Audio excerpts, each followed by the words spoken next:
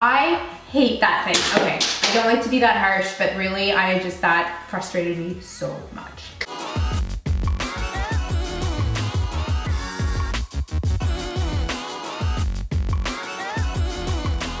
Hey guys, welcome back to my channel. Happy Monday. I hope you guys are having a great start to your week. To kick off this week, we are going to be talking about this basket full of items that I really didn't care for. I have done these videos in the past and they generally get a good response, but I do always get a few comments saying, oh, what are you talking about? This product worked amazingly for me. And I just want to say, yes, I totally recognize that. Just because these products didn't work for me doesn't mean they're not going to work for everyone. But I do feel like it's important to do these videos because, let's face it, I buy a crap ton of makeup. And the point of that, other than the fact that, let's be honest, I just enjoy makeup, is that I want to share my honest opinions with you guys. So I want to share the good, the bad, and the ugly, and this just happens to be a collection of products that I have been collecting for a while now, and every now and then I decide to take this basket and share with you guys the products that just haven't worked for me. So if these products work for you, I am truly happy because you got your money's worth and you found a product that you enjoy, which is, great.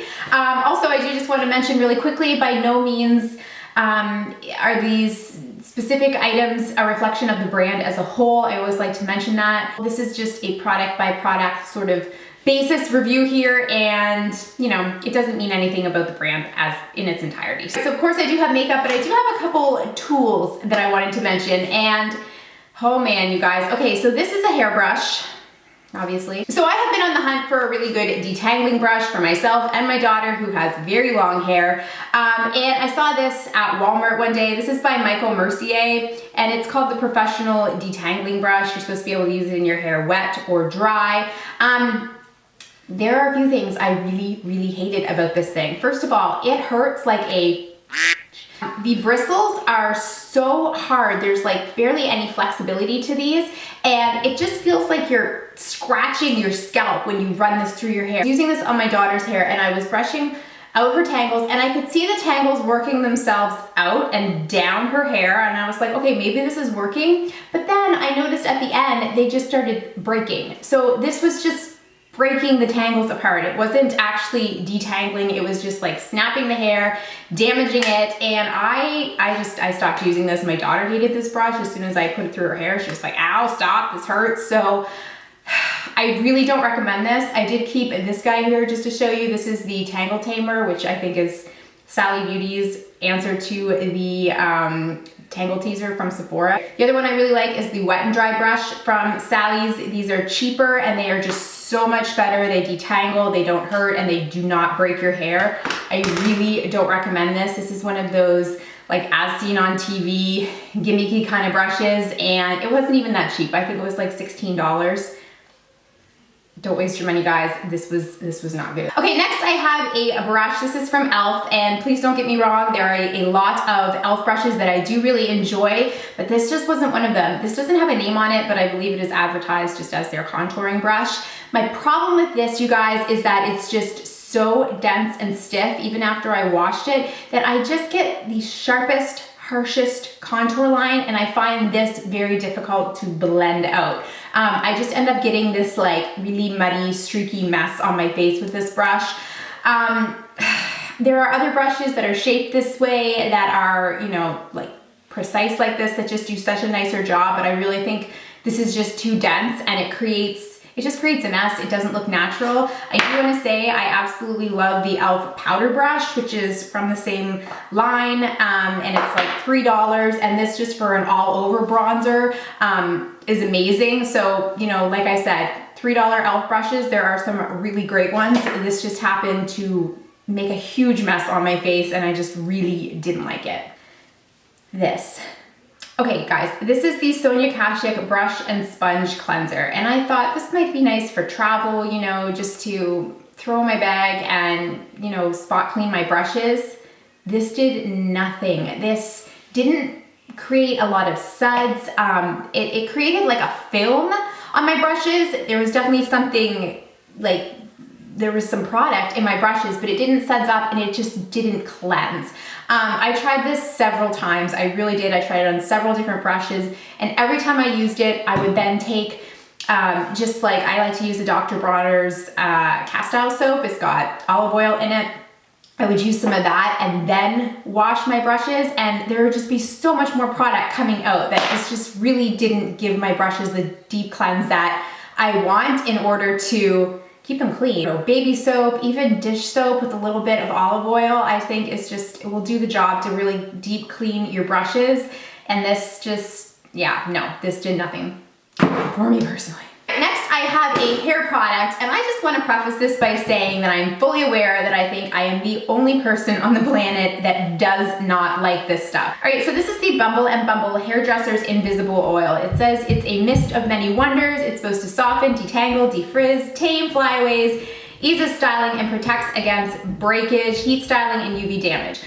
It's supposed to be like this miracle hair product. And when I cut my hair shorter, I started using more products, and I went on the Sephora website and this had rave reviews. So I picked it up. It wasn't cheap. I think it was like $36-ish Canadian. And I really tried, you guys. Like, it's down to here. I tried this so many times.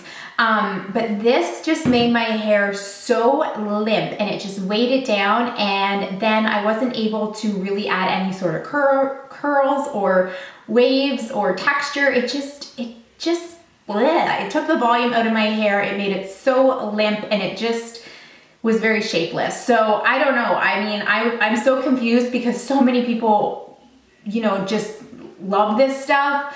But for me, I mean, my hair it's fine, but there's a lot of it. Maybe that has something to do with it. Maybe it's, you know, maybe this doesn't work the best on fine hair. I would love to know if you guys have tried this, what your thoughts are. Please leave me a comment.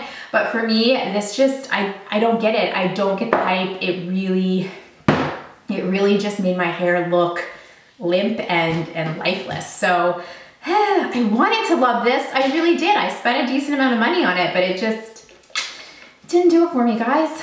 Okay, I recently did a review on this. This is the L'Oreal Invaluable Total Cover, Full Coverage, Weightless Feel Foundation. Why is that such a long name? This has gotten a lot of mixed reviews, and I want to say that I think this was a fail personally for me because of my skin type, which is quite dry right now. If you have oily skin, if you have, you know, combination skin, this may be a good foundation for you. It does give you a good amount of coverage, but it's supposed to have a natural finish, and for me, I really just can't agree with that. I think the finish is definitely more on the matte side, and for me, it just emphasized texture, pores, dry patches. It clung to every sort of dry spot on my face, and if you've got dry skin, I really don't recommend this.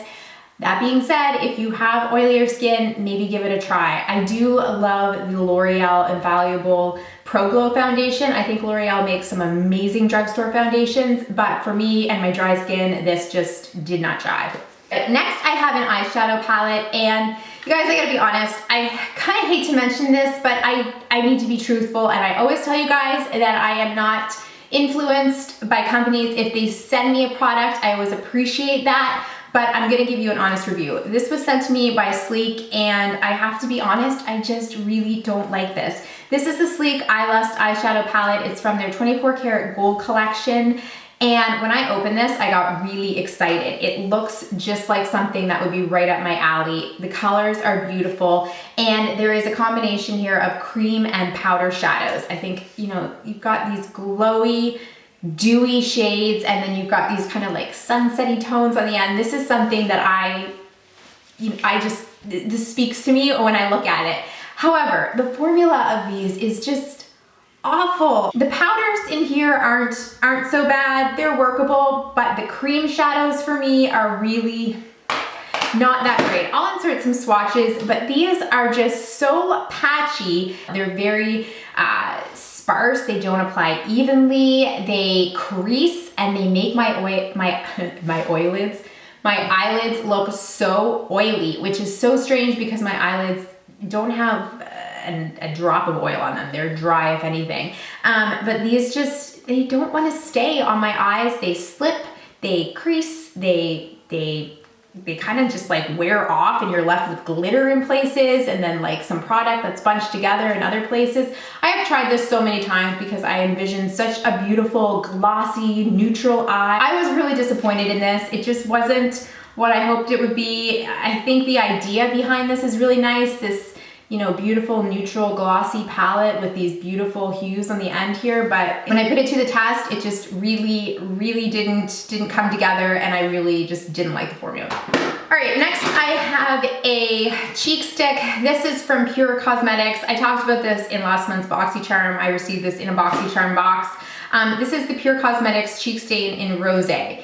Here's the thing about this. If you apply it to bare skin, I think it's workable. It leaves a nice kind of dewy finish. But if you apply this on top of other makeup, foundation, even just an SPF or a moisturizer, it balls up and it disturbs the product underneath this. Yeah. Really, there isn't a day, even if I'm not wearing much makeup, I do like to throw on an SPF just to protect my skin. And so even if I put this on top of the SPF, it formed like little balls, and it made my skin look kind of funny. And it just drew attention to that area of my face, and it didn't look natural. It definitely didn't give my cheeks like this natural glowy, fleshy, you know, blushed look. It kind of just made a mess, and so I really didn't like that. Okay, lastly, I have a few lip products. So let's start with this. This is a liner from the brand Marcel. Marcel is a Canadian company, and I was just looking for a nice everyday nude liner. Now, I wasn't able to swatch these in store. They didn't have any testers available, so I bought this on a whim. If you follow me on Snapchat, you probably saw this. I tried it on camera, and I was like, what the hell? So this is the shade Nude Pink, and I didn't realize, I mean, it doesn't say anything about this being a metallic liner, but it definitely has this metallic sort of finish. And it's full of glitter. And I mean, when I read the name Nude Pink, it just says waterproof lip liner, Nude Pink, no feathering, no transfer. That's it. It doesn't say anything about it being metallic or glittery or I don't know, but this made such a mess. It's so dry. I mean, it's not creamy at all. It broke off as soon as I tried to run it across my lips because it was just like, ugh, no. Like, you know, when your makeup's like, I can't, and it just snaps, you know? It did not work. It's supposed to be forever sharp. And I mean, I broke off a little piece, but is this even coming up? Please don't tell me that's all that was in here. What the heck? Okay, so this also has the smallest amount of product in it ever. I hate that thing. Okay, I don't like to be that harsh, but really, that frustrated me so much. Okay, finally, I have two liquid lipsticks, and I feel like liquid lipsticks are just a hard formula to master. My favorites are currently the Sephora brand. I have one on my lips right now in the shade number 40. These are really nice, you guys. They do dry down to a matte finish, most of them. I think some are satin finish, but they are the best out of the liquid lipsticks that I have tried. I would highly recommend them. These two really didn't work for me. The first one is by Bella Pierre Cosmetics. The problem with this one is that it just didn't dry down completely. It was sticky, and like my lips would just stick together. And when I was trying to talk, I'd be like, you know, and like you could see my lips pulling apart, and it wasn't cute. And the other one that I really didn't love is the Ofra long-lasting liquid lipstick in Napa Valley. And again, I got this one in a BoxyCharm, and I've loved most products in my BoxyCharm. This is a beautiful color. I had high hopes for it. I think it's this beautiful metallic-y purple. The problem with this for me was that it bled.